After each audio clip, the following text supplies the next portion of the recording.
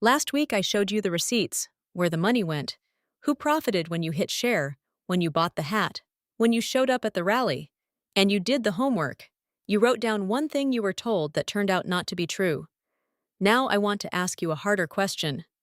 Not about the money, about the ledger you kept in your chest. The one you don't show anyone. What did it cost you, personally, to stay loyal? Don't answer out loud, just sit with it. Because here is the second trick they used on you. After the fear stacking, after the rotating enemy, they asked for the most expensive thing you own. They didn't ask for your wallet. They asked for your people. And you gave them. Welcome back to the Wayfinding Station. I'm Ms. Peck. This is the MAGA Exit. 18 weeks, one decision, and this is the week you look at what you traded to belong. In Episode 1, I introduced the 7 tricks, the rhetorical and psychological levers that stop you from thinking clearly. Number 1 was fear stacking. Pile enough threats on someone, and their brain stops processing. They just react. Trick number 2 is what we're grading tonight. The loyalty trap. Here is how it works, and I want you to read along with me like we're grading a paper together. The loyalty trap has 3 parts. Ready? Part 1. They define loyalty as agreement. Not support, not love, not, I'm here for you even when we disagree. No. Loyalty in the trap means you never question me publicly. You never break ranks. You never say, wait, I'm not sure about that. Part 2. They make disloyalty the worst sin. Worse than lying, worse than cruelty, worse than taking your money and spending it on themselves. In the trap, the only unforgivable crime is leaving. Part 3. They isolate you preemptively. This is the part that breaks my heart as a reading teacher, because it's so easy to spot from the outside. They tell you, they're all lying to you, the media, the experts, your own family if they disagree. Only we tell the truth.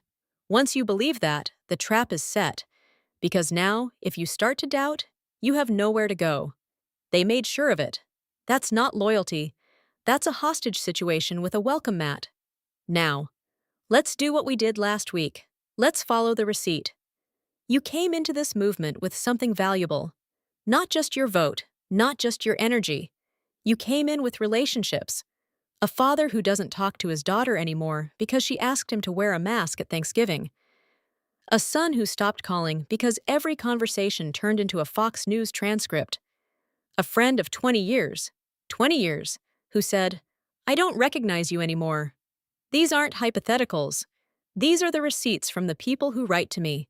The people sitting in this station right now, holding a compass they're afraid to look at. The gang didn't just take your money. They took your witnesses, the people who could have said, hey, that doesn't sound like you.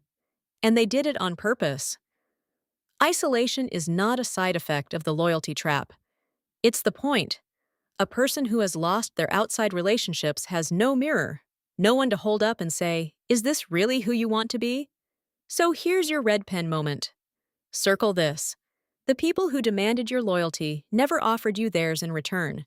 They didn't show up when your kids stopped calling. They didn't sit with you at 3 a.m. when you started to wonder if maybe, just maybe, something wasn't right. They took your loyalty and spent it on themselves. That is not a movement. That is a transaction where you paid in people. Let's breathe for a moment, because this part hurts. Last week I gave you the dichotomy of control, the Stoic tool from Epictetus that separates what is yours from what is not. I told you, the gang is not yours. Their decisions are not yours. What is yours is your ability to look clearly at the evidence and say, I see it now. Tonight, we apply that same framework to the people you lost. Here is what Epictetus would tell you in plain language. You cannot control whether your daughter picks up the phone. You can control whether you leave a voicemail that says, I'm ready to listen. You cannot control whether your friend believes you've changed. You can control whether you show up changed.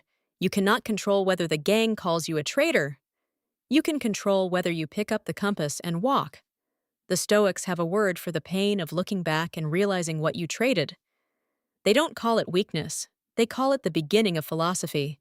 The moment you see clearly, even if it hurts, is the moment you start living.